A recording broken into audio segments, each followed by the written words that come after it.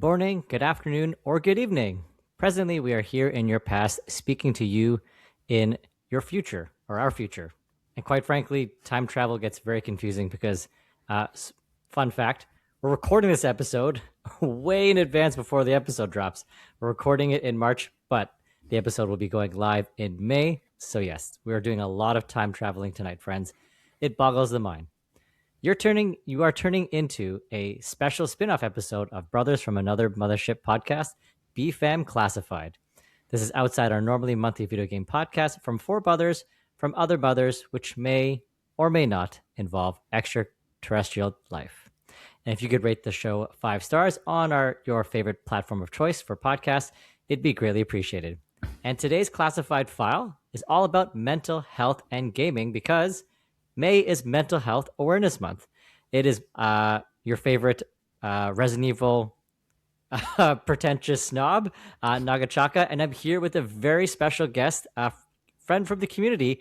It's Sumit, aka Blackwyvere. How are you doing, my friend? Good, I'm good. Matt, how are you?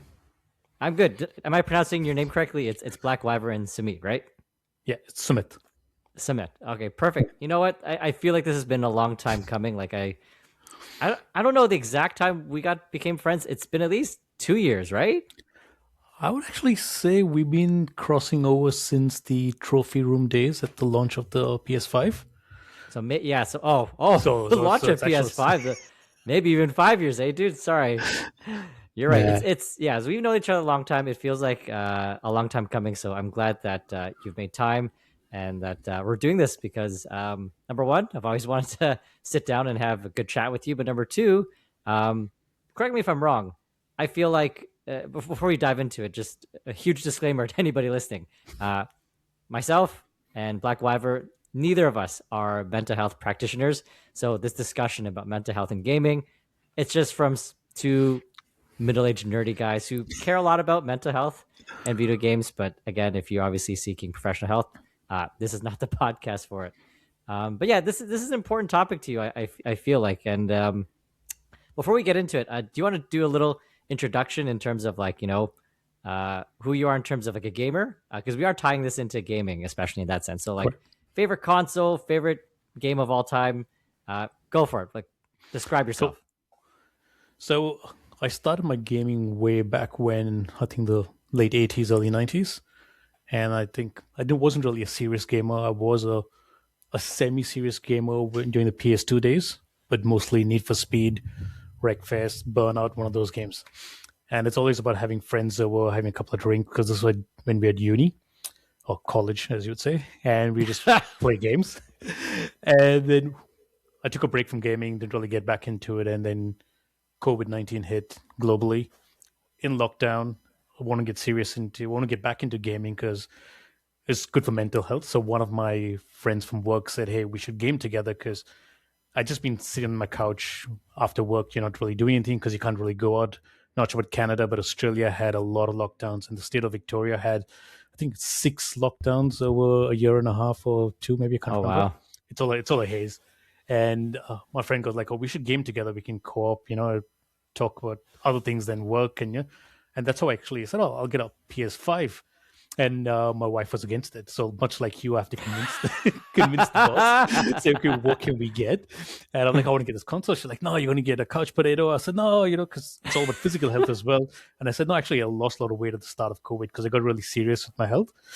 Good for you, man. So she ran out of excuses to say no. I remember because the launch of the PS5 was really close to my birthday. And I said, oh, that's what I want for my birthday. And so then when the console was available for purchase, I just borrowed a credit card, entered it in, and I got it. Yes. And actually, believe it or not, I was very lucky to get the launch console because later I heard how difficult it can be. Oh, yeah. With the PS5, I got super lucky. I got the console, started off into gaming, catching up on the PS4 backlog as well because I've never played PS4 too. So I've actually got a massive backlog to catch up on. And then, got into a lot of co-op games with that friend of mine, and we played various things. Mostly Soulsborne games, though. Bloodborne, Demon Souls, Dark Souls. Because he's really good, so he carries me through. But just a little note for Savoy Prime, friend of the show. I don't watch him Yes. beat my enemies for me. I actually jump in and assist as well. So it's more like a joint, definitely a co-op boss battle rather than just one person doing it. And for those that don't know, with the Bloodborne and all the games alike, when you have two people in the game, the boss health is even higher, so it's even Oh, more I didn't know difficult to that. beat the boss. Yeah, Oh, so damn. it doesn't actually make it easier. It's just that if you have your characters built to different attributes, then you play differently. Right. So you can't have Right. one Right. person just sitting back and watching. Well, some people do that. No judgment from me, but yeah, that's not my style. In terms of what I like in terms of gaming, I'm very much a narrative action adventure gamer, and Mm-hmm. Uncharted is my ultimate franchise. That's my favorite. I really Great like that. choice. And then there's Last of Us 2, as in Yes. not Yes. not part 2, Last of Us as well. Oh, Blackwyvere, you had me there. Okay, fine. I'll Yeah, take it. Damn. yeah, and then God of War as well. So those three are my top three franchises. Excellent, man. Yeah, no, it's funny that you mentioned just how it's a very fascinating story what you described in terms of like yeah, how you got back into gaming and how COVID-19 like it's such a blur when you talk about it.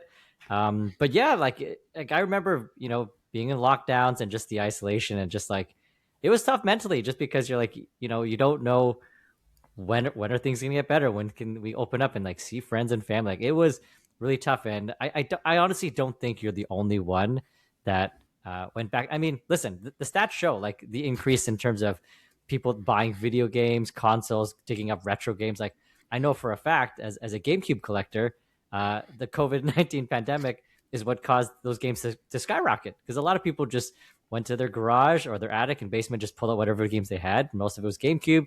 They started buying the retro games and then getting into modern games. But yeah, like video games are it's just such a beautiful way to kind of escape reality. But in what you're describing, it seems like you had a really good time doing co-op. Now, I just want to ask, so do you play co-op games regularly still? I know you did during the pandemic, but is that something that's an ongoing thing for you? No, it is an ongoing thing, but it's based on the games that are available. Okay. So the last co-op game I did play was Split Fiction. I So heard it was good. day one when it launched, bought it and then played the game. It's really good. And again, with the Okay. same friend. I just actually play co-op with that one friend because our time zones work. Being in Yeah, Australia, yeah, I think yeah, yeah. just with most of you, it's really hard. But yeah, the two of us, we still catch up, even though we're in different organizations now. We don't work in the same place. But yeah, we still keep in touch. We game every now and then. And he's the only one actually I've gamed multiple, like have had multiple playthroughs of a single game. I don't go back and game again, but I've actually played the same game multiple times with him, like Bloodborne, Demon Souls, and Elden Ring. Did- I wouldn't actually do that, but it's a different experience when you're doing co-op. It's yeah. fun. You're exploring, you're chatting about things outside of video games as well. But at the same time, you Yeah. are still gaming together and trying to, I don't know, solve puzzles.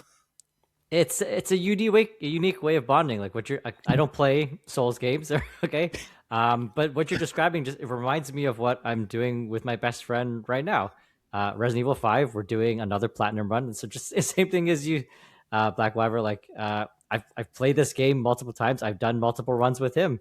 We're doing it again. It's just fun. Haven't He hasn't said yes to Resident Evil 6 platinum run for PS4 because we both hate that game, but I think I might persuade him. But it's just such a unique way of bonding. And before we dive really deep into the topic of the show, I just want to ask. So you mentioned that initially your wife was reluctantly against it, and hey, gaming's an expensive hobby. In all fairness, however, given how much joy it brings you, you get to bond with your friends. It supports your mental health. It's your favorite hobby. She she supports it now, right? Please tell Oh me yeah, she's this kind is. of come over. I think her concern was that I'll become a couch potato, where I'm just going to not do any physical activity.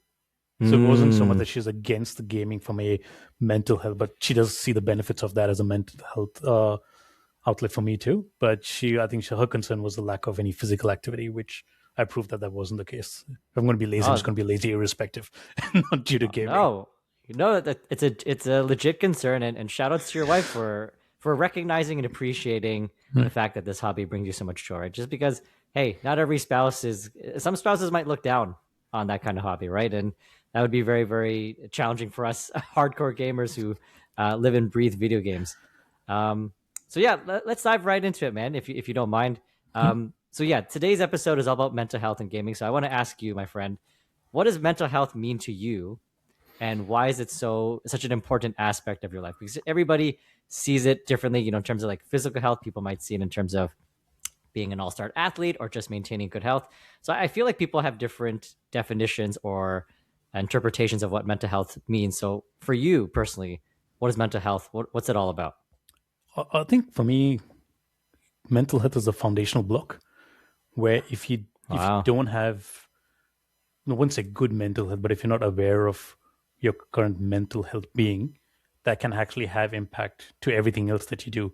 It could be as simple as activities getting out of bed in the morning to do, whether it's your physical activity of going and working out as well. So if your mental health is not where you want it to be, it's going to impact every relationship, every your productivity at work as well. It has like a domino effect on everything. So to me, I think mental health is always step zero, not even step one, it's step zero. That's deep, man. And the fact that you describe it as the foundation and the base, like it's basically for you, it's like if you're not supporting and maintaining and supporting your mental health, basically every other aspect of your life can't move forward. And I'm gonna go out here on a limb, and not a limb. I'm just gonna be quite frankly, I feel the same way. I really do, and it's interesting just because I think growing up it wasn't such a big deal, and maybe just because society never really talked about it. But obviously, uh, getting older, I think around my 20s, fitness is a huge aspect of my life. I really enjoy weightlifting and watching my diet, and I think it was around my 20s when I was looking deeper into fitness when I realized that people talked about, well, hey, maintaining your fitness health also supports your mental health, and I was like, oh, what is that all about? And then just looking into the fact that it boosts your mood, it gives you shots like dopamine. I was like, oh, so it's kind of really important to support your mental. And then started going down a rabbit hole, like, well, what's mental health all about? And I feel the same way, man. Like if you're not in the right mind space, if you're not supporting your mental health the way your physical health, it all falls apart, right? Like if you're not physically able to uh, you know go walking or to do physical activities, you can't go to work. And I agree with you, dude. I feel like if you're not supporting your mental health, then you can't function in terms of building relationships, going to work, and succeeding in the sense that like you're maintaining those relationships and bringing positivity to yourself and bringing positivity to others. And yeah, I totally agree with you that it's such an important aspect. So I want to ask before we continue on in this. So, since it's such an important aspect for you, what are some things that you do to support your mental health? Since it's such an important aspect, like how do you say like, hey, I'm going to tackle it, 3 ways, 5 ways? Like, what do you do to maintain it? So some of the activities that I do is I find that movement's really important and can be in any aspect. So whether it's a workout in the home gym or outside. To me, we got a dog just before COVID, so walking the dog in the mornings. So to me, Oh, good. Yeah. that's really boosts me up. So even if it's like if it's raining, if it's really hot, I got planned activity, so I make sure I get 45 minutes out in the morning with Jarvis. That's our dog, golden retriever, making sure we're out there getting his walk done. During the lockdowns, it was with my wife, but now when we're in a normal scenario, she leaves to work early, so I'm actually walking the dog in the morning, making sure I get that out there. So I'm getting a good start to my day. I'm watching the sunrise, literally. Mm. Oh, Uh, wow. yeah, and that to me is a really massive mental booster. The other aspect also of what I do for mental health is just consuming content that's actually positive, in the sense that whether it's podcasts, listening to some mental health podcasts, and if it's not so much like a checklist. I have to listen to this. I feel like, oh, I want to listen to this topic. This seems like an interesting topic. I'll listen to it. There are a few podcasts that I subscribe to. I don't listen to every single episode, but it's like an episode that I think I can connect with, I resonate with. Then I would actually listen to that episode, and then I will move on. And then also just being part of a community, and quick shout out to the BFAM Discord. That goes a long way. To me, that actually is having just like minded people out there, and just be able to share ideas, share interests. That goes a long way too. You feel connected. You feel you belong somewhere, and this being out there. And the last thing we'll also do for mental health aspect is just making sure that being mindful. That people talk about practicing mindfulness, and you don't actually. Some might actually set aside 5 minutes at the start of the day, end of the day, etc. I'm like, no, just pause any time during the day. You could be commuting to work. You could be just, I don't know, being on a toilet for just take a break from your phone. Just take that 5 minutes and be mindful of where you are and show some gratitude. I think that goes a long way too.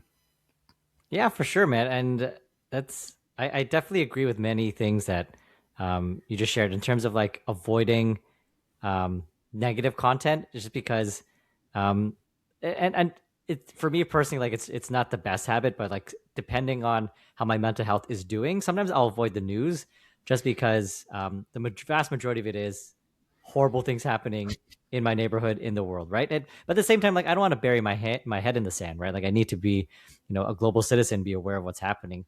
But sometimes, depending on how I'm doing, I'll have to kind of be mindful of, like you said, being mindful in terms of where I'm at, in terms of can I handle this type of news. And in terms of content, like yeah, I was joking. I'm not joking in the BFAM Discord. Like I watch a lot of YouTube, like a lot. It's almost like 90 minutes a day.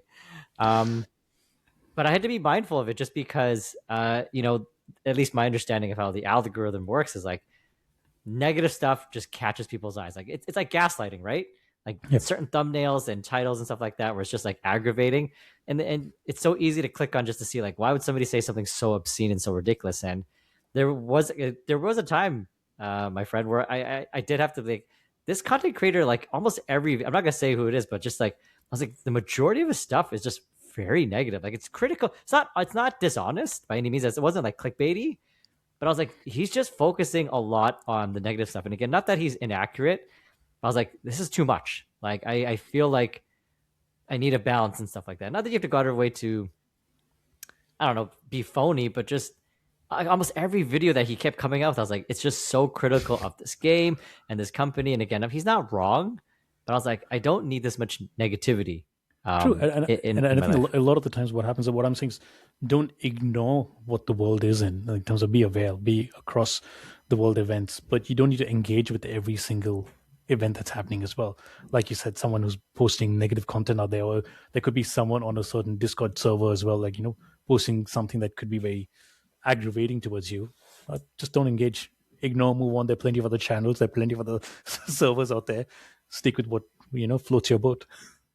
Yeah, it's literally endless amounts of content. But yeah, just fun fact for listeners and viewers. I think it was around 2 years ago where I had a really really tough time, like a mental health go, really really tough time. I switched to a new job, and it was really really challenging.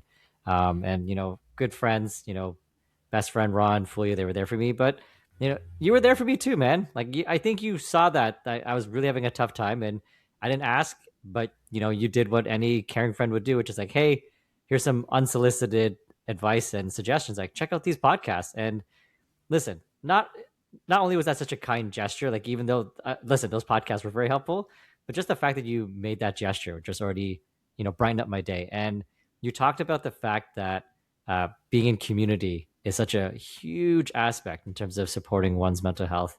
I couldn't agree more, man. Like I strongly feel that us as human beings, like we are designed to make connections and to be connected with people. And listen, I would describe myself as an introvert. Like when I'm talking to people, like for like all day long, especially like 30 people, it is draining. It is beyond draining. And one of the things that I do to recharge my mental health is obviously play video games by myself. Don't talk to me. Just leave me alone. Or watching YouTube videos, or whatever it is, or exercising. I just want to be alone. But even somebody like me, like I know for a fact that like I need to be connected, to be to my kids, to my wife, to my parents, my brother, my friends, the BFAM community. Because if you're alone, like it's such a dark place, man, and it's so easy to let world events, let work and other aspects of life bring you down. But if you just need to be with people. And I just want to say thank you, man, for reaching out when you did that. Like just you'd be surprised, right? Like just say, how's it going? You doing okay? Just hi. Just something as simple as that. I'm telling you, man. Like just even suggesting those podcasts just had such a huge impact. It's such a small gesture, but big meaning. So I just want to say thank you for that. And just yeah, I agree. Like community is really really important in that aspect. So we're both gamers. So I'm gonna ask you, and it's funny because we're talking about the toxicity of the internet, and we both know how the internet works. It's one way or the other, nothing in the middle. Okay, so a lot of people, in my opinion, a lot of people think that video games are very good for your mental health, right? It supports it, making connections. It's a good way to escape. However, some people strongly think that video games are bad for your mental health, being a couch potato, leading to unhealthy addictions, being isolated. You're not in the real world, not making real friends. So I got to ask, man, don't be in the middle. Which side are you on? I'm just teasing. You can be in the middle if you want. Now, I think it's obvious I'm pro video games, and it has nothing to do with what the internet says. It's just my experience, and I don't think in any way that it's addictive or isolating.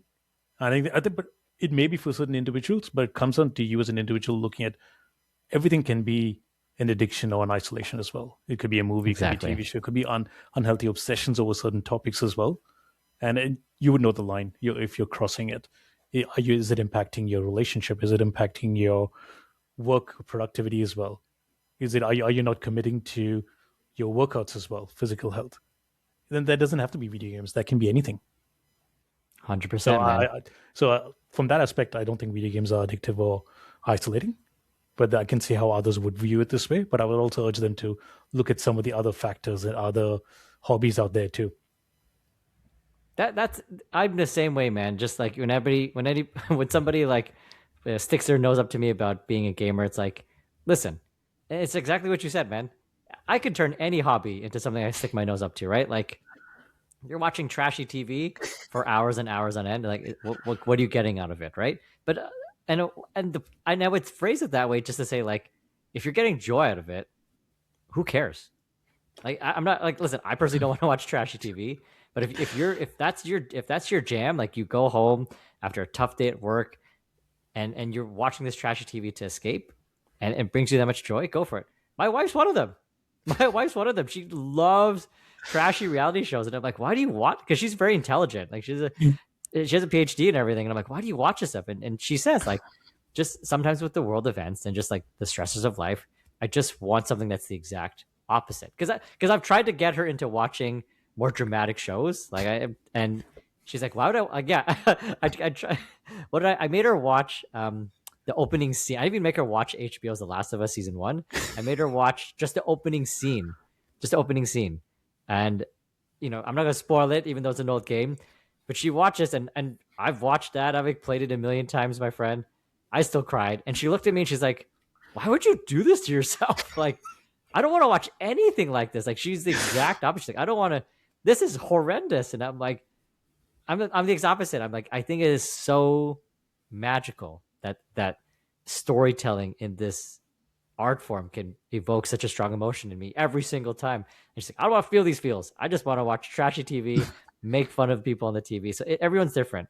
But I agree with you, man. Like if you're crossing the line where, it's impacting your life, then you got a bit too far. But I think any hobby, just as long as it brings you joy, can support your mental health. And and the isolation aspect it's fascinating. Like I don't, like obviously now, I don't know if you agree with this, but like I feel like if you're a single player video gamer, I feel like you're not isolated, because if you're into it, you're probably talking to your friends about it online, watching YouTube videos about it, hopping into a Discord, engaging on Blue Sky. Like you're engaging in some shape or form. But in the 90s, when there was no internet, like if you're playing by yourself, I still feel like you played the video games and then you went to recess and then you still talked about it, right? Exactly. Yeah, no, I feel like it doesn't, like I think people saying video games is an isolating hobby is could not be more wrong. I feel like, and again, any hobby, you'll find a community, you get to talk to people. So I definitely disagree with that. I wanted to ask you, since we're both into mental health, you like video games. When you think of video games that either talked about mental health or support your mental health, it could be like a guilty pleasure or your go-to, or this was just something that was like, wow, this game really nailed this aspect of mental health. Like, are there any that really stood out to you that you're just so grateful that exist? So this one's actually a tough question because I don't necessarily resonate with games the way you do in terms of mental health, and I'll use a couple of examples so you can understand where I'm coming from. Please, yes. So maybe I'll just begin off with Greece. However you Yes, want to pronounce it. I'm glad. I'm glad you're talking about Greece and Neva because you just played So them. So yeah, you're please going to be bring it equally on. disappointed as soon as I say something more now. I didn't connect to that game emotionally whatsoever. I played the game. I had a fantastic time. I thought the puzzles and the platforming were brilliant. I loved Mhm. the musical score as well. Like just the soundtrack was phenomenal. And then everyone talked about how emotionally, I don't know, revolutionary. I know what the words are, but everyone felt this is so good emotionally. I'm like, what do you mean? It's okay. No, didn't Which connect with you, I eh? think to even coach you, I think you said, "Oh, for a quick cry, you can play this game." I'm like, Yeah, "Yeah, I'm dead. man. I'm dead inside. I'm dead No, inside." come on, don't say This game that. had nothing to do with it from emotional aspect for me. Like, it's a beautiful game. I loved it. I think visually it was really good, and even some of the levels where you're playing the upside down sections of it, I think that was It's pretty phenomenal. cool. Yeah. But I had no emotional connection to the game. And you go through the 5 stages of grief. I'm like, yeah, okay, it's just a game for me. It did. But I think we all built different. So Yeah. just touching a little bit more on personal life, my father passed away nearly 2 years ago, and I Sorry, man. played Tales of Kinzarazao just 3 weeks after that event. Okay. And if you know much of the story, it's the protagonist trying to. He's lost his father, and he's going to have to. He's looking ways to revive Oh his father. wow. So and thinking, I'm like, I knew what the story is. I'm like, okay, You this is did going know. to be Okay. really hard on me. But Okay. I played the game. I'm going like, I had no, I get, I didn't feel anything there, and I'm like, oh, Oh. so I'm like, oh, this is different. Maybe I don't connect that way. Then fast forward a year later, I was playing The Last Campfire, which Okay. is a highly And recommended game of Folia, which I second as well. okay. 45 minutes into the game, I couldn't play the game anymore. I just felt there's the underlying theme of grief, which not everyone gets, Okay. Yeah. and loneliness as well. Which I'm like, okay, I wasn't expecting that. I think when you Yeah. go into a game expecting you're going to have a emotional connection or there's going to stir something with you, I think you're almost Interesting. preempting that. Whereas the Right. last campfire, I wasn't expecting anything from a story at all. I was expecting just a puzzle. And I started playing the game and I go like, wait a second, this is not what I was expecting to feel. So this just blindsided me. And I enjoyed the game. Like I stopped after that 45 minutes. I said I'll come back to it another day, which I went back and next day and I played the game and I still highly recommend the game. But that is different in that sense that what it did for mental health. Like I'm not sure if you've from connecting the dot there, but I found that game to be quite emotional stirring for me, and then Okay. seeing it through till the end. And I know Yeah. you didn't play the game fully, but yeah, I quite like the end as well in terms of it brought closure for that character and for me. Yeah, Yeah. I tried Last Campfire just because I think it was Kyle Stevenson from Trophy Room recommended it. He's like easy platinum, emotional story, and I'm like I'm all in for it. Yeah, I couldn't do the puzzles, but okay. So because I know that Grease and Never didn't hit for you, so I was gonna ask like, but I was like I'm pretty confident that games do hit resonate with you emotionally, and they do. It yeah, does sound like they do. Like the Last Campfire, the yeah. fact that Well, after 45 yeah, minutes you had to stop is like, okay, that's astounding. So there are just depends on the game, and you're definitely not wrong. Obviously, going with expectations can obviously alter that impact, and yeah, it's yeah. just it's That, fascinating that you mentioned that. Sorry, go ahead. I was gonna say, Last of Us Part One actually hit me emotionally too, which I wasn't anticipating. So, spoilers for anyone who hasn't played Last of Us Part One. Where, hey, how are you not? Why haven't you played it yet? You should have played it by now. But if you haven't, Exactly. just pause for like another couple of minutes. Is the end of Part One where you know how Joel's accepted Ellie as his daughter or pseudo Yep. daughter, and then the choice he makes where he saves her. That Yeah. really was really hard, hit hard as well. Like I was like, don't have any kids then, or like, you know what? I would make the same decision within a heartbeat. Yeah, man, for sure. So I want to ask, like, so when you feel this emotionally invested in these games, like the Last Campfire, The Last of Us, like, listen, like my wife thinks we're out of our minds for putting ourselves through this. But do you find it to be like a cathartic experience? Like, are you enjoying it, or like depends on your mood, like, or it doesn't really matter to you?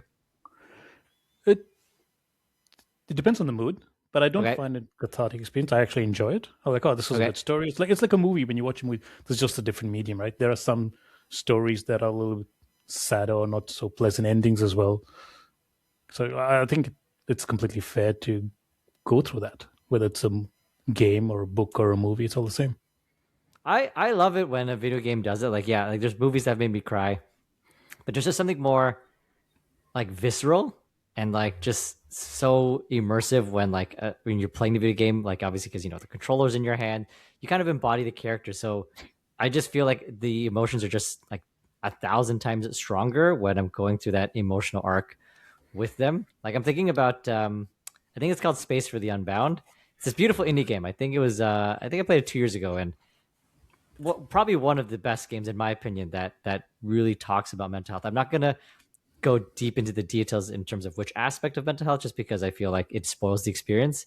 But it's handled beautifully. It's a little bit about trauma and grief. So I think, like you said, you gotta be in the right mind space for it. Because if you're if you're already kind of down and out, like that's probably not the game to play. But if you're looking for just getting into the feels, exploring a different aspect of mental health in terms of how someone deals with trauma, I highly recommend that one. It's just such a beautiful story. And for me, when I'm looking for a game that's tackling mental health, because to me, I think it's a very serious topic, and like I said, I'm not a mental health practitioner, nor are the developers, right? But at the same time, like, I still want somebody who's making this game, if they're tackling this topic, to be giving it the respect and care that it deserves. Because if it's handled the wrong way, just because it's 2026, everything's going horrible in the world, economics, you name it, everybody's miserable. It's very easy, in my opinion, to get down and out. And I feel like if a game is tackling mental health incorrectly, it can be pushing people down a dark path. And I think nobody wants to do that deliberately. But Space for the Unbound handles it in a caring way. Like, even though it's hard, like I cried a lot. The stuff that happens in that game is beyond tragic, but there's still like this underlying glimmer of like hope and like a positive message. And I feel like anytime, like even like of a movie or a TV show, like if they're talking about depression and grief and trauma and violence, like I hope that there's still some positive aspects so that we're teaching people that no matter how hard it gets, there's ways for it to get better. So sounds like you played all types of different games. Some games resonate with you, some games don't. Are there any games that you go to, like if you're feeling down and out? Is there like a game or a type of game where, like, if I play this, I'm gonna be so happy, guaranteed, 100%? Because sometimes you'll play a game and you're not in the right mind space, and you're like, this isn't connecting. But you played a few months later, and it's like, love this game. Is there a game or type of game where it's like, it doesn't matter what mind space I'm in or what I'm doing, this game is bringing me joy and happiness? I actually really enjoy Metroidvanias and platformers. Oh, okay. I So, didn't know that about you. so because that's just more like, I guess, you're solving for puzzles. You're not really doing any. There's no narrative. There could be a story underlying it as well, but it's not the focus of the game itself. Like, to me, it's not. There's a lot more that happens visually and what you're doing, so you can kind of disconnect from the main story and can be anything, and you can still have a good time. So one of the games that I resonate really well with is Tiny Kin. I've So heard of I'm not it. sure if you've Yes. played that one. So No, that was I heard actually. Yeah. it's hard, isn't it? It's a hard game. That's what I No, heard. it's not. It's not. No? Okay. No, Maybe I should look at it again.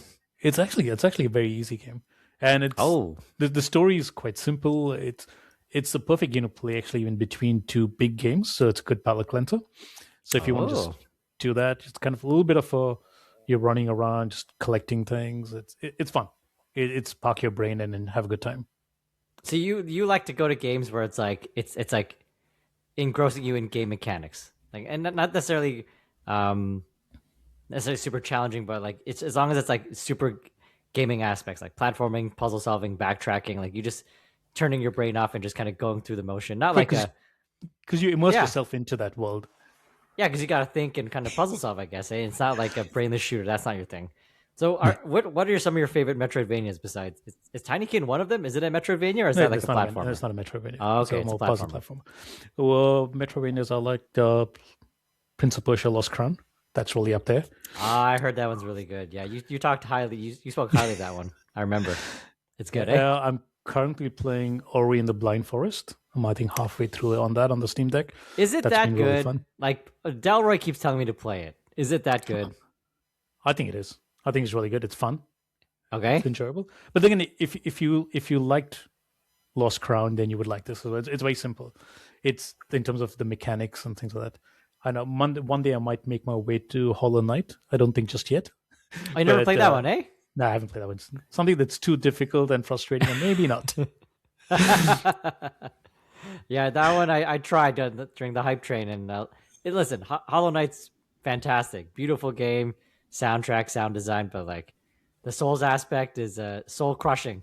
Okay, losing all my gear after I die and I have to run back and get it, and if I die on the way back and I lose all of it, Yeah, oh, that happened too many times to me in Dark Souls. yeah, oh yeah. See, I don't know. You Souls gamers are built from a different kind No, of but skin like those ones I that. only play with my friends, so it's a bit different. But It's a still, little there's certain different. aspects you have to do it alone, and I'm like constantly like petrified. Oh my god, I'm going to lose my souls. I'm going to lose my souls. I'm like, yep, I lost it.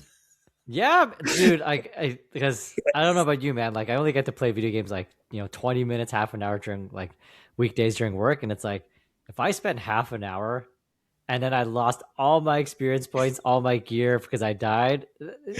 In my mind, I lost half an hour. People are like, "Oh, you're getting good," and I'm like, "Well, the game doesn't think so. 'Cause I'm starting all over again." So, I personally couldn't do it. Okay, no, that's very fascinating. So you just if you're as long as it's just a game that gets you immersed, not thinking too much, that's your jam, and I think that's great. So for me personally, like a go-to game, a guilty pleasure for me, similar in theme but not necessarily in structure, is OG Resident Evil 4. Just because in the same way like you, like I turn off my brain and just going through the motions. And yes, there's a story in OG Resident Evil 4. Yes, it's stupid, it's campy, but like who cares? Like I'm just going through the motion because I know that game like the back of my hand. Makes me feel like I'm 20 years old. So that's definitely one I go to just because it's very easy in that aspect. But yeah, I still don't get you when it comes to Resident Evil. You played on the hardest mode, but here you wouldn't play any other game that's hard. That's what Ron was asking about. I don't know what it is, man. It's some games it's like, yep, give me that story mode. Other games it's like, give me the hardest difficulty. It's very yeah. I'm an Uh, enigma, I guess. so on your recommendation, I played RE2 Remake. I think last year before, I can't remember. And I'm playing on a normal difficulty, and then I have is it Mr. X or someone that's chasing you? And all I Yes. can do is I'm just swearing, fuck, fuck, fuck, fuck, I'm gonna die, I'm gonna die. And then The I can just terror. imagine you playing it on hard mode. I'm like, how does he do it? Because it's all about like resource management, right? The number of bullets you have and the number of times you can reuse a melee weapon too. It's just, yeah, it's insane. Resource management. Yeah, when I'm playing on the hardest difficulty for Resident Evil, like I reload a lot, like a lot. Like if I mess up a run, then I'll just reload a save. Because like basically, who's I talking to? I think I was talking to Quagmire about it. Um, basically, if I miss like or waste two bullets, I'll reload a save. Because I'm like, if I missed three times or I shot the enemy more than three times, I'm like, this is gonna catch up on me. So I'm like, nope. Or sometimes I know when to tank a hit. I'm like, if there's like five zombies in a liquor, I'll tank one hit. That's fine. If it's one zombie that bites me twice, I'm like, okay, I'm restarting because I'm not gonna use like two herbs and stuff like that. So that's the Um, same as Elden Ring as well, right? If you're playing oh if you're really? doing yeah, if you're doing boss battles and phase one used up some of the resources, like that's it. You're not going to survive phase two. So what's the point? just give up and try again. Is it really like a Resident Evil game? Are you trolling me here, man? I feel like you're just trying to Just trick give me. it a shot. Give it a shot. I did. I played with Fuya. Doesn't that That count? doesn't count. That doesn't count. We'll ask Fuya. Okay, Fuya. If you think it counts for me. And if you don't think it counts, it still counts for me. Anyways, we did get some questions from the community, so thanks everybody for writing in. First question is from Drellish, and he says, "As this is Mental Health Awareness Month, maybe one to ponder a bit on. Do you ever feel like the way we play and collect games quietly, physical, digital trophies, accessories, reflects where our mental health is at? Maybe it is a moment in time reflection where we can check in on our feelings, how we cope, seek comfort, or chase a challenge when it comes to gaming. Food for thought, one that includes every gamer, Michael included. So, do you feel like we're collecting stuff for kind of like the sake of stamping memories in time, especially when it comes to gaming, whether it's physical or digital?" I wouldn't say we're collecting. I think we're just experiencing everything. So it's more these experiences that we would like to have, and then we can revisit in a way. So and then be part of the discussion as well.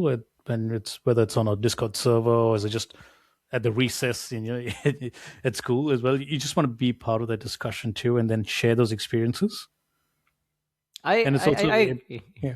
Go ahead. I agree, man, and it's I think you bring a good point to the mental health aspect of it. Like on one hand, I'm of the mind of like you play the games when you want to, when you can, right? Because games are expensive. Like games are expensive in Australia too, right? Like our games AAA are like $100 before tax. Your games are expensive too, right? I think it's AAA day one. 125 including Oh my tax. gosh. Damn.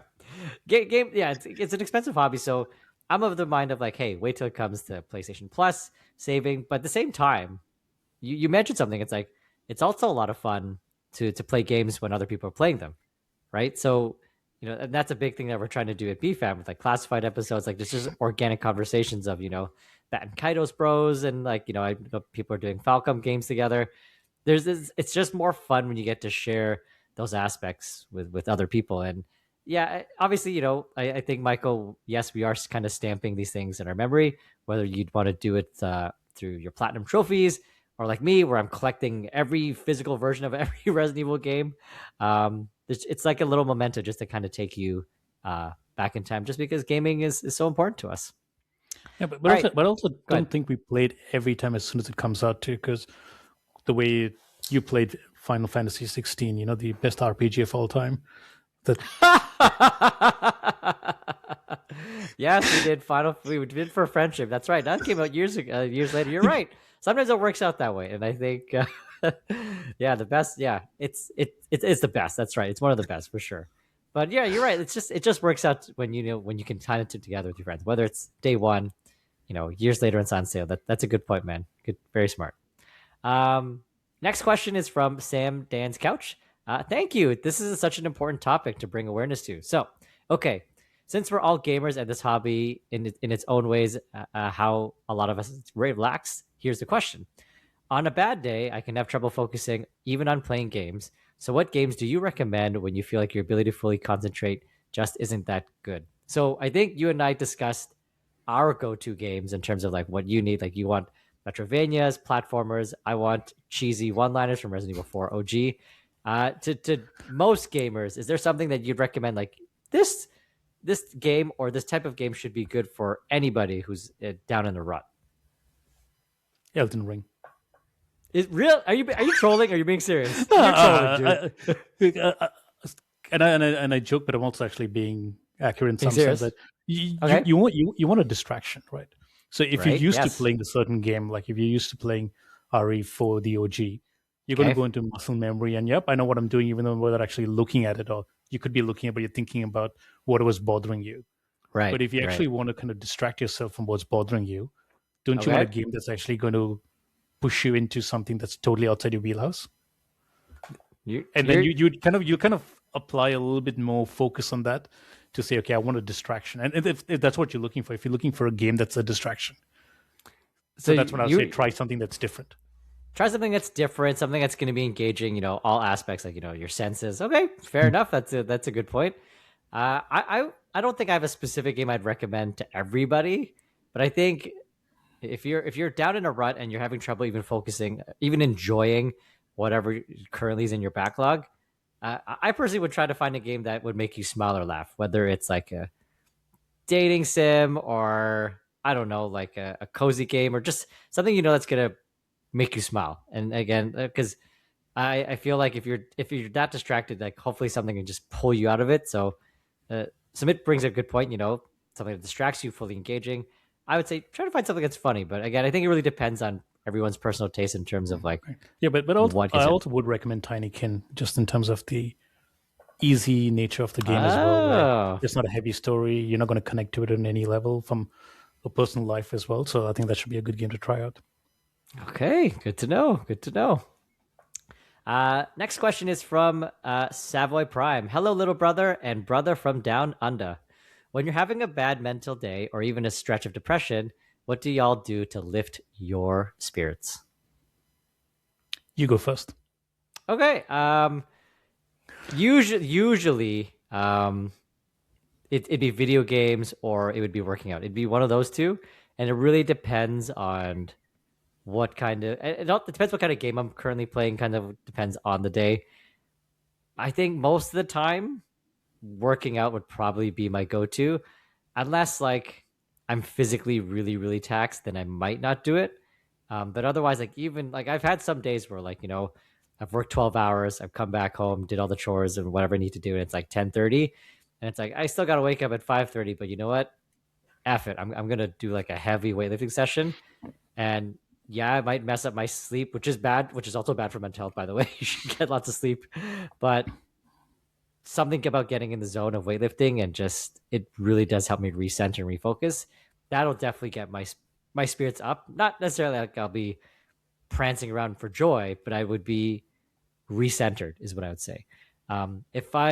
If I'm currently playing a game that's not just like whatever, quick easy platinum or going through the motions, like if it's like a game that like I am all in, like Resident Evil 9 Requiem, or last year, it's like a God of War Ragnarok where I was obsessed with the game, then yeah, just having at least 30 to 40 minutes in the man cave, no one's bothering me, got my Coke Zero, and I'm just in the zone, fully immersed. That'll definitely it's an escape. Like you're just lost in the world, in the story, seeing where it's going or whatever. Like I would say those two, and then the third thing I think the third thing, if I'm really, really, really down in a rut, it would be practicing gratitude. I know for me personally, like I have to vocalize it. Like it's like writing it down. That's step number one, and then saying it out loud and hearing it. That would really, really help me for sure. And it's just kind of anchors the day in terms of like even no matter how horrible things can go, like just finding the simple things in life. Just like, hey, I got to have dinner with my kids, right? Or I got to watch 20 minutes of trash TV with my wife. Like it's just reminding myself that like no matter how bad things get, like I'm lucky that I got kids, I got a wife, I get to play video games. So it would be kind of like in that order, sometimes depending on the date or mood. Those are my go-to. But what do Do you you do, my practice friend? journaling as well?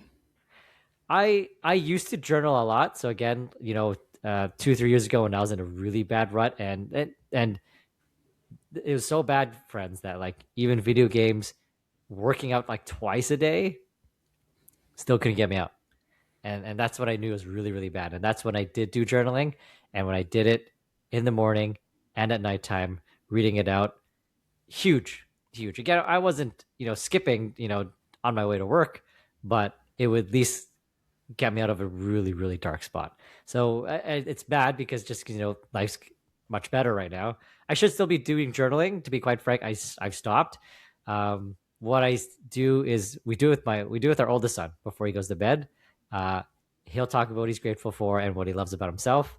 I'll do it. I'll say what I love about myself today, what I'm grateful for. My wife does it. So that's my mini way of journaling. But yes, I should still make an effort to actually write because I've been teaching my son to do that too. Like when he has stressful days, I'm like, hey man, write it down, say it out loud. Like you got to find the small beautiful things in life. It's really easy.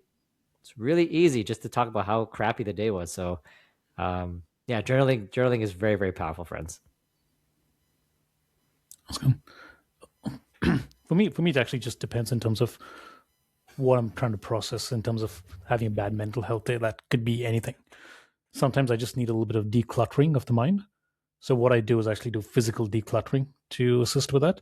So in the sense that I stay away from content consumption at that time. I actually look at more playing music that I enjoy. So I have something playing on music, like either through my headphones or just speakers, and I'm cleaning up around the house, whether it's my study desk itself or just my wardrobe or doing the dishes or something. Just a little bit more of organizational skills. Just get everything cleaned up, put it in its right place. That just gets you to pause and think. So I think that goes a long way for me. Sometimes dealing with anxiety. Dealing with anxiety is, I've read this somewhere where it says that rewatching movies and TV shows that you've seen before actually helps you because you know what the outcome is. So Really? you're going to be at a calmer state at the end of that because you know how it's all going to play out. So it helps you kind of unwind and you're not in this overthinking loop. So I find that to be really good for anxiety as well, just rewatching shows. And in terms of just depression, sometimes it's just also talking about it, which Mm. is challenging in a lot of ways where people are not ready to accept that they need help. But even if you can just talk to your friend, your partner, say, "Hey, I'm having a bad day. Can you just listen?" Then that's all you need to do is acknowledge that there is something that's bogging you down, And sometimes it could just be your own overthinking that, oh, you've built up this whole thing in your head, which is possibly nothing at all. And then Yeah. the other person can probably get you back from that, saying actually this is nothing, and then you realize actually it's, or the other you just talk to someone about something completely different and distract yourself. As you can see, one of my go-tos is distractions rather than acknowledging problems as well. So that in that case, video games do help. But when I'm having a bad mental health day, I don't think video games is the top of the list for me. I look Hmm. at what I've been using the last couple of decades as opposed to the last 5 years, and to me, music goes a long way with that. Oh, these are cool. Then I hope people are taking notes, just because, like you said, everyone's different, and it's important to try different stuff. But you mentioned something that I think is really important. Like, reach out. Like, if you're really down in the rut, like, just reach out. And I remember, again, talking about 3 years ago, like, there were certain people I didn't want to reach out to talk, because especially work related stuff. And yeah, eventually I would connect with old mentors, and they'd be like, "Why didn't you tell me sooner?" And my response would be like, "Well, I don't want to bother you."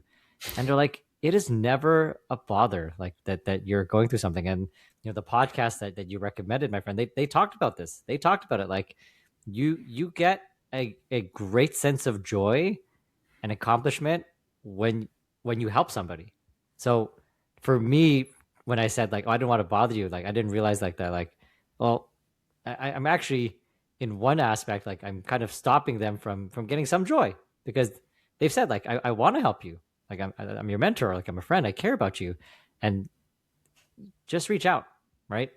Most people will be there for you. Some might say no, but the majority of them will want to listen or just help out in some aspect. And maybe it's, troubleshooting, because maybe nothing actually is a big deal, or as you mentioned, like, maybe it's a distraction. But, like, if they're your friends, if they're your family, they really care about you. They'll be there for you, and I can assure you, like, there's almost no situations where you're a burden by reaching out just because you're having a tough time. Like, that's absolutely such a wild thing that's been built up in society for some reason.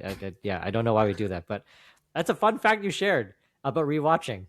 I learned something about myself, Because I rewatch a lot of stuff, like, a lot, and, and and, and, and that works perfect for us too, because every like weekdays generally during dinner we're watching a sitcom we've seen before, and that's because it's just an ah, easy way to unwind as well. You're not thinking, oh, is it like a murder mystery you're looking for, then is that adding more to the chaos of the day you've already had, whereas you're watching another episode of Modern Family or Brooklyn Nine-Nine, again, two great shows. I just watch that. There's no drama in that TV show whatsoever. Just sit back, I, have a I good laugh. I feel much better for replaying all those Resident Evil games, The Last of Us, and Nier Automata's all over again, and I feel validated, vindicated, my friend, because of you, vindicated for watching Supernatural, the entire series, all over again. The Oh, Office, actually, Breaking I Bad. got a fun fact for Supernatural for you. Do tell. This is about mental health. Don't worry, connecting back to that. So Okay. this is going back, I think, a decade ago when I was watching Supernatural. It'd been long day at work. I come home, turn on the telly, and watching Supernatural. My wife walks in, she goes, "Why are you watching Supernatural? Look at that! After the day you've had." I said, "Yeah, look at that. My life is nothing compared to theirs. They've got real problems." That is awesome. Sam's doing the demon trials and he's about to die, and Dean's in purgatory. My life's better than that. Exactly. It's all about I perspective, love right? it. Someone's obviously worse off. Exactly, exactly. All right. Next question's from Quagmire, Blackwyvere, and Matt. Love that y'all are doing an episode to spread awareness in the month of May. So, why do you think there's such a stigma regarding mental health? No one seems to have an issue with going to the doctor for their annual physical or taking medication for a headache, but seeing a counselor or being prescribed medicine to help your mental well being is looked down upon. Why? So simple words, it's a lack of awareness. People are not aware of the importance of mental health, and we know better. We should do better. You know, showing emotion is not a sign of weakness. I know we joked often about you having a quick cry after playing a game or something, but there's nothing wrong with that, in the sense that why quick, have a long one. It's totally fine. We want to be able to express ourselves freely, and having a strong mental health, as we start off the episode with, is going to play into your actions for the day. If you When you get out of bed, can you get out of bed, or is mental health actually going to pull you back in? So that's really important to me. I think that we know better now, so we should be doing better, support each other. That people go through a lot of mental health ailments which or quite often others would just look away from. It's like, hey, that's not my problem, or it's not obvious. They could be having something else, but there's no harm. It doesn't cost you to anything. Just being kind to someone, to just check in on them and say, hey, you normally would be in touch with me. You haven't been in touch for a few weeks. What's going on? Is everything okay? And they're like, yeah, I'm just being busy. That's fine, but at least you just check in. You never know when someone needs that lifeline.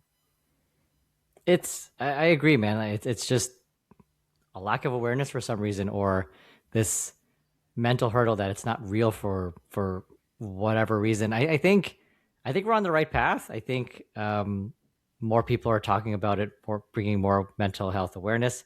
I don't have scientific data for it, but I suspect that it could be generational. Like Yep. my parents, they kind of look at it and kind of agree to it. Some aspects they don't, but they're kind of open to it. Whereas, like, I know for a fact if my grandfather was still here and I talked about it, he'd be like, what are you talking about? And obviously, people our age, submit, like, we're obviously very well over it. And my son's 10, and like my wife and I have been trying to hammer home to him, since he was like 8, like mental health's important. Like if you're going through anxiety, depression, like these things are normal, but it's like, how do you get out of it? Like we're making it a normal part of what Quagmire suggested, right? Like, yeah, go to the doctor when you're vomiting and you're feeling down in the rut. Like, you might need to see a social worker or a therapist, right? We do it when we need to. Like, I think we're just talking about it, bringing that awareness is helping. And as more time goes on, as it becomes more normalized, hopefully there's that stigma is gone, so that all of us are working together to support each other's mental health and our own. Yeah, and All right, then go ahead. sorry, just last thought on that is I think if someone's going to therapy, just encourage them. Hey, they're going out there going to therapy for the mental state. Don't joke about it, because when someone's going for their physical therapy, fixing a shoulder or a knee, something, you don't joke about that either. So why are you joking about someone's mental therapy? Preach, my friend, preach. You would never, ever shame somebody to going to see a physiotherapist or a chiropractor or a doctor for an injury. You should not be slamming somebody for seeing a psychologist or a therapist. Like, at least they had the courage and the strength to be like, hey, I got something and I need help, right? Because it'd be much easier, more detrimental, but it'd be easier just to say, like, I'm fine, I'll deal with it myself, when maybe you're not, right? And like, we've been talking about this whole episode, like, just reach out for help. There's nothing wrong with it, for sure. Last question from Jazzy Wise VIII or V111, whatever it is your name. I think Jazzy is 8. He's playing the Is game. that what it is? Sure. Yeah. Do you have a go-to comfy game when you're feeling down? Maybe a day where everything is just a little bit irritating, or one day when nothing sounds fun. I talked a little bit, OG RE4. If it wasn't that one, just something to get lost in and not think too much, but just kind of in the motions. Tetris Effect. Simple game, but just the way that one's designed is, I don't have a VR set, but if I did, this would be more immersive. But just the music in that game is fantastic. Here, you might laugh at me or not. Quick cry from that game, man. The music is beautiful and the immersion. And I think I remember somebody was like, who cries from a Tetris game? I'm like, I don't know. I do. Like, Tetris Effect is beautiful. If you haven't tried it, just give it a try. But it's just the way, it's just puzzle solving, the background in it. I think that one's another go-to. If I'm not doing OG RE4, Tetris Effect would be another one, just to kind of just be lost for like 20 minutes, half an hour, just clearing the blocks and just listening to the music and checking out the visuals. I know you mentioned Tiny Kid. Is there anything else that's a go-to for you? So I haven't actually fully played the game yet, because I started and then I kept it aside. Is Monument Valley, because I know Fulia's recommended that one. She's Yeah, played yeah, all 3. yeah. So again, that's again a very similar thing where you're just solving puzzles. It's a good distraction. You can have small beats of the game, 20, 30 minutes, playing some music in the background if you don't want to listen to their music. I think that'll be a good go-to as well. So I tried that on Steam Deck, and I just haven't followed through on it. Fantastic. So we got different types of games. Monument Valley. I'm recommending Tetris Effect, but this was a great time. This was a great episode, my friend. Thank you so much for taking the time in the future, in the past, wherever you are, whenever you are in time, for sitting down with me. I had so much fun talking about this, and hopefully, in my opinion, Summit, like, if we've brightened up at least one person's day, then I think this is all worth it. But if we didn't, that's a shame. But at least my day was brightened up by having this conversation. I was actually just going to end with one note regarding the BFAM community. So Please. just going back a little timeline, you and I crossed paths, I think, at the launch of the PS5 on a different at I think PS Trophy Room it was, and then I followed you onto CPG. Then I got to see you take the reins of becoming the host on PlayStation Drive, which was fantastic. And then I followed you and Ron to BFAM as well. And I think what you guys have done here with Quaggy and Marcus is absolutely brilliant. There have been weeks where probably I didn't put in enough gaming hours and I've actually spent more time on the Discord server just chatting with people. And to me, that's actually been fantastic for my mental health, because sometimes, like, you just want to just talk to someone. And it could be about anything. There's so many channels out there that we have on, whether it's TVs, movies, music, even just could be memes as well. Sometimes we go off on a tangent and Jazzy always helps with that stuff. There's just so much there. And I think there's a fantastic community that you guys have created for all of us to just come and be ourselves. We have a fantastic time there, and I really appreciate it. That goes, and it's been a bit challenging for me. And I mentioned my dad's passing, but I had my dad's parents and my grandparents passed away in the last 2 years as well. And there's just been other stuff that's been going on. But I think what's been constant is just having these internet friends, but no, I think it's more than that, where we've all been there for each other and, just paying it forward. It's been really good being part of the community. Thanks for the friendship and everything you've done, and for being a huge part of the community. And yeah, I think I can confidently speak on behalf of the four brothers that we know how grateful and how lucky we are to have the BFAM community. So engaging. Everyone's there for each other. We troll each other really freaking hard in there, but I think everybody knows it's from a place of love. And whether you're getting that love and attention because you're down and out, or just getting a good laugh from the trolling, thank you. At least for me personally, it sounds like you're getting a lot out of it, Sumit. And I know I get a great deal of joy, in the fitness channel, the trolling, the back and forth, and the memes, and just talking about video games, the news. Like, yeah, I can't imagine my life without it. To be quite frank, I really can't imagine. So that brings us to the end of our classified episode on mental health and gaming. So, Sumit, where can people find you on the internet if they want to stay connected and reach out? Yeah, so I'm on across most socials except TikTok. I think I'm too old for that. So everywhere else, I'm Blackwyvere. But you can find me on the BFAM Discord. That's the place to be. So just can't find me there. Perfect. You can find me as Ngachacha in the BFAM Discord and on Blue Sky. Don't forget that BFAM is on YouTube. We're posting shorts, some long form videos, and obviously our classified episodes and our main episodes there. We also got BFAM on Blue Sky, Instagram, and don't forget we got amazing merch designed by the one and only Quagmire. So check those things out. So you've just experienced a classified episode of Brothers from Another Mothership podcast. BFAM, y'all.